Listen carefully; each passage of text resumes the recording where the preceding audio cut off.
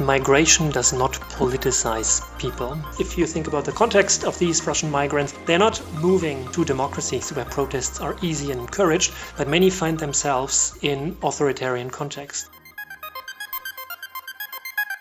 You're listening to the Transformative Podcast, brought to you by the Research Center for the History of Transformations at the University of Vienna.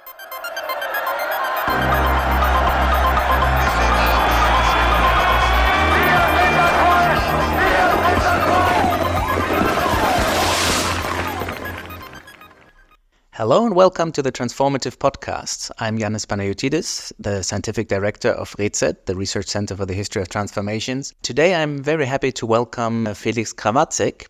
Félix is a researcher at ZOiS at the Center for East European and International Studies in Berlin. He has an ERC grant for the study of intergenerational memory among Russians at home and abroad, so in Russia and in the diaspora. However, we're not going to talk about that project today, but about a different project he has been working on, which is very topical and deals with the recent emigration from Russia since the beginning of the war of aggression against Ukraine on the 24th of February 2022. We know that this emigration has happened. However, there is still relatively little knowledge about who went, why people went, where they went, and we'll be discussing some of these things with Félix today. Félix, very happy you could join us today. Thank you very much for the invitation, Jannis. Let's start a bit with some basic questions. First of all, maybe some geography. So where did Russians emigrate to after the onset of the full-scale invasion?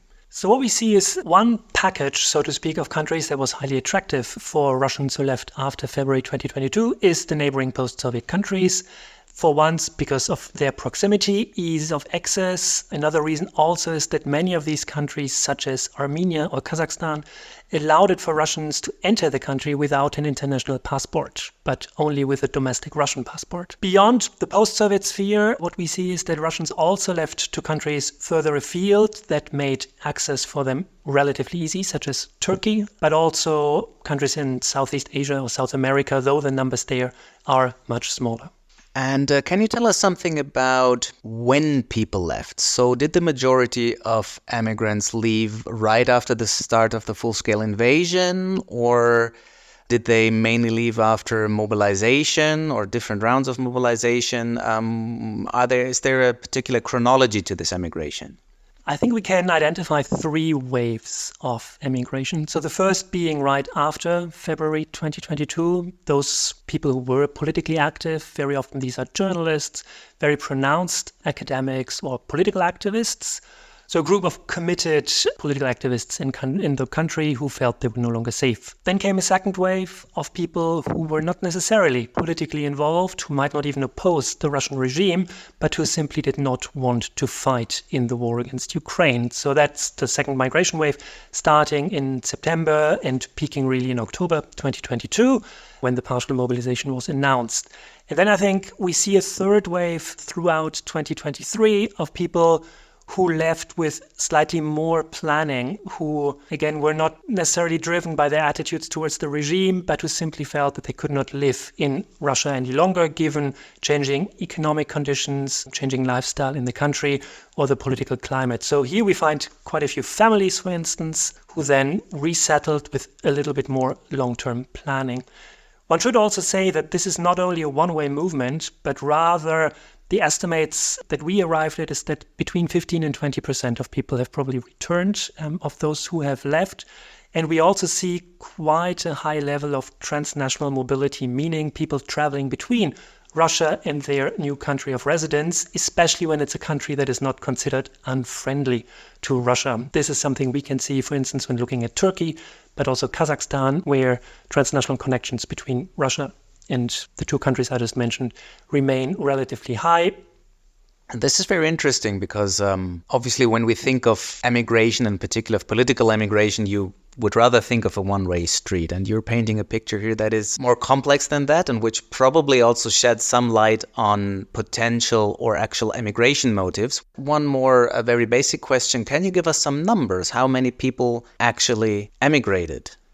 So the numbers we can give are really with huge uncertainties and kind of a spread of uncertainty around the estimates that we have. And this is simply due to the fact that there's no kind of consistent way of bookkeeping of people who left. And one has to imagine just how complicated it is to count who properly relocated, who passes through a country, or who is engaged in transnational mobility and might therefore be counted a number of times when that person travels across the border. So the numbers we have are very uncertain, and the mode of data generation differs hugely across countries. Turkey, for instance, now requires that people have got a residence permit, so we can be fairly confident in the Turkish numbers, plus adding a share of people who simply overstay their tourist visa and do not have this residence permit, but that comes with certain dangers. But that's just to illustrate why we need to be very skeptical and careful with the numbers. Having said that, of course, we do have numbers and we can match between what we see on the Russian side and what we see on the receiving ends. And if we aggregate this all together,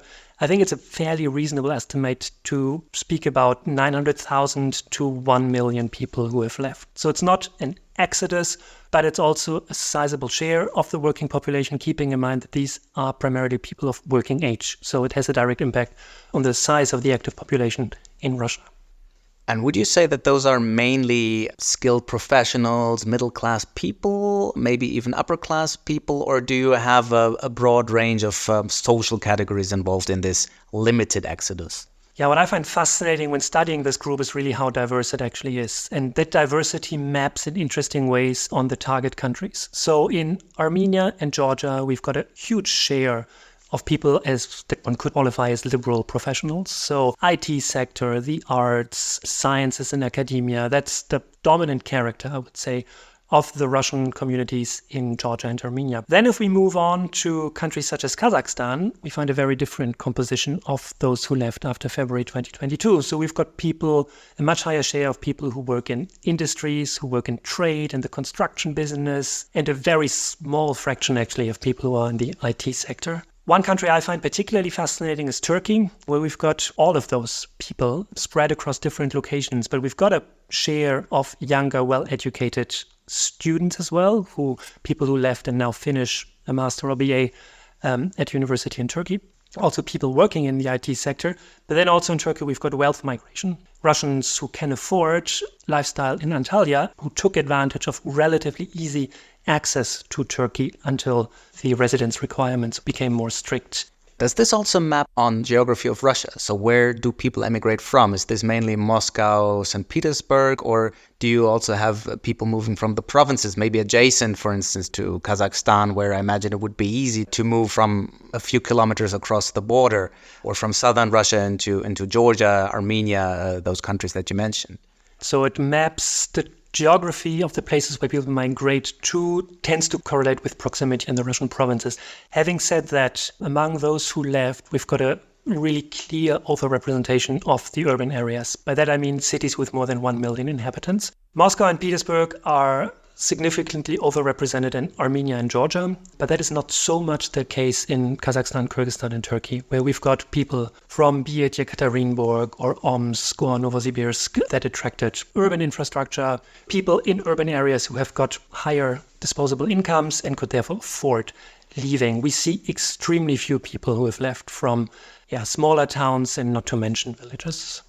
So this clearly has to do with both economic and social capital that people have, I imagine. Also with, you mentioned the infrastructure. So it's easier to travel to Turkey or Georgia or Kazakhstan where you have plane connections, train connections, whereas it's much harder and more expensive to get into the European Union, for instance. A country that I'm particularly interested in terms of post-Soviet immigration is Israel.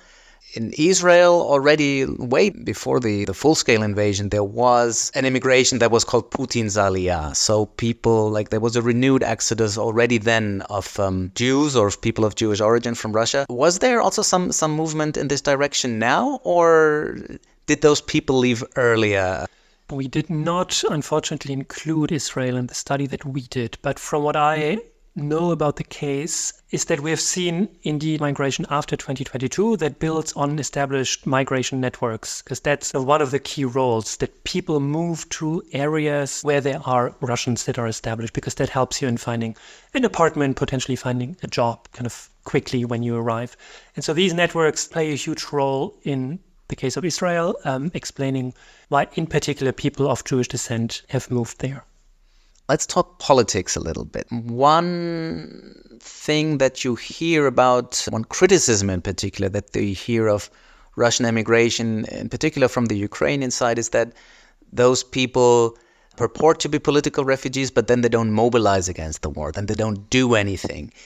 I'm wondering if you can say something from your research whether this is actually true. Is this population politically as passive as critics would make it out?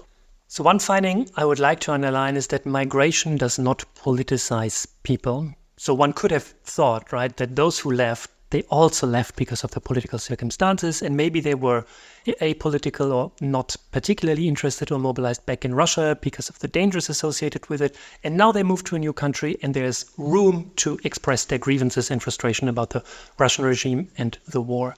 But this is not something we see. Instead, what the data that we've generated shows is that people who had some form of activism, be it increased level of discussion with friends about politics or posting about politics online or even taking to the street, they continue with these practices in migration. So migration doesn't have this politically liberating effect. And obviously that makes sense if you think about the context of these Russian migrants, because they have to struggle with survival as well. So that's one part of the answer. The second one is, indeed, we do not see huge degrees of mobilization of Russians who have left. So they're not moving to democracies where protests are easy and encouraged, but many find themselves in different authoritarian contexts. So the context that they are moving into is not one that encourages the political expression on the streets. So they don't have these skills. I would nevertheless want to underline that this does not mean that these people are not politicized and don't think about politics and have opinions about it, or might even think that the Russians should do more, show